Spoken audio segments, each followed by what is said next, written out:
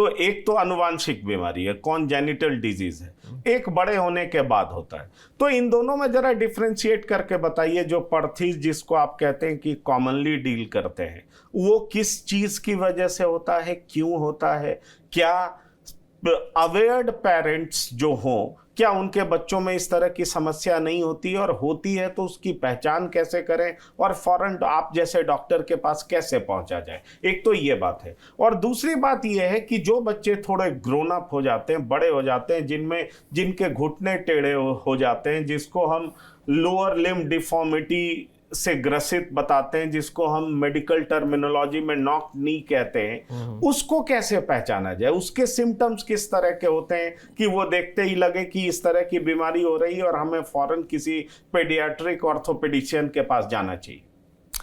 आपने बहुत दो रेलेवेंट अच्छे क्वेश्चंस पूछे हैं, I am happy for that. दो अलग अलग हैं, पर सबसे पहले नॉक नी बताता हूँ क्योंकि ज़्यादा कॉमन है। नॉक नी बेसिकली ये हमारा थाई का कॉम्पोनेंट है, लेग का नी है, तो पैर ऐसे बाहर को जाने लगता है। ओके, नॉक नी काफ़ी कॉमन है, और जैसे मैंने पहले बताया vitamin D deficiency, vitamin D का बॉडी में कम होना सबसे बड़ा रीज़न है उसका। विटामिन डी बोन कैल्शियम की अब्जॉर्प्शन के लिए चाहिए होता है बॉडी में, जो हम दूध से या वॉटेवर सोर्सेज से हम कैल्शियम ले रहे हैं उसकी अब्जॉर्प्शन में विटामिन डी हेल्प करता है। अगर किसी वजह से बच्चे के बॉडी में विटामिन डी कम है तो कैल्शियम की अब्जॉर्प्शन घट जाती है, और वो घटती है कैल्शियम फिर आगे बोन के मेटाबॉलिज्म और बोन की स्ट्रेंथ और बोन की लेंथ बढ़ाने के लिए चाहिए, तो बोन वीक होती है। एंड देन सब्सिक्वेंटली जैसे बच्चा चलता है तो वो टेढ़ापन आने लगता है। इसका कॉमन प्रेजेंटेशन डेफिनेटली टेढ़ा दिखने लगता है बच्चा, तो वो एक इम्पॉर्टेंट है। ऑल तो शुरू में बहुत कम होता है और पेरेंट्स कई बार नोट नहीं कर पाते हैं, बट एज यू सेड के समय पे आना नॉक नी, ऑल तो सभी बीमारियों पर नॉक नी में बहुत हेल्पफुल हो सकता है बच्चे के लिए।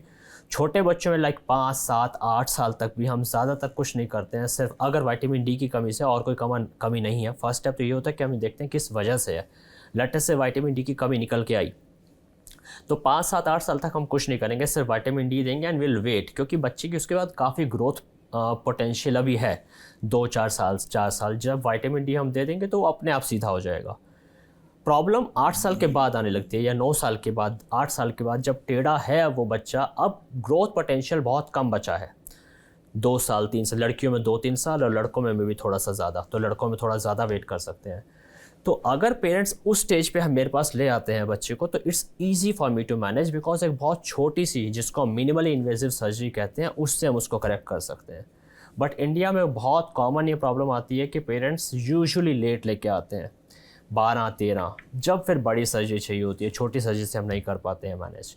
सो through this interview, through this channel, I would like to मैं सभी पेरेंट्स को ये मैसेज देना चाहूँगा कि अगर आपको कभी भी ऐसा लगे कि बच्चों की बोन्स में, पैरों में पर्टिकुलरली कोई टेढ़ापन, चाहे वो नॉक नी या फिर बो लैग है, तो आप उनको जल्दी लेके आएँ, consult N orthopaedic surgeon, whatever is required that can be done and managed at that stage.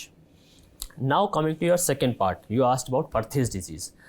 Perthes disease hip की डिजीज़ है, वो जो कूल्हे के जोड़ की डिजीज़ है, उसमें कूल्हे का जो गोला है उसकी ब्लड सप्लाई घट जाती है, और ब्लड सप्लाई घटने की वजह से वो कूल्हा ऐसे, दैट्स अ ग्लोबुलर, ऐसे स्फेरिकल बॉल के जैसा होता है, और अगर ब्लड सप्लाई घट जाती है तो वो पिचकने लगता है, फ्लैट हो जाता है, तो एक बॉल से वो पिचकने लगता है। तो बट बच्चों में क्योंकि हीलिंग कैपेसिटी बेटर होती है, अगर उसकी एज 6-7-8 साल तक है तो वो खून का दौरा वापस भी आता है और वो फ्लैट से वापस गोल हो जाता है।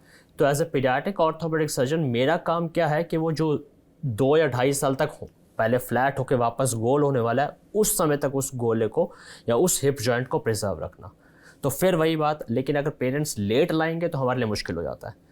और पर्थीज डिजीज़ की एक और बड़ी प्रॉब्लम है, उसमें दर्द नहीं होता है बच्चे को, कोई पेन नहीं होता, बस हल्का लंगड़ापन आने लगता है। तो अगर पेरेंट्स ये ऑब्जर्व करें कि बच्चा हल्का लंगड़ा रहा है, चाहे वो माइल्ड ही हो, तो भी कंसल्ट एन ऑर्थोपेडिक सर्जन या paediatric orthopaedic surgeon, let them assess and decide कि कुछ ट्रीटमेंट की ज़रूरत है या नहीं है।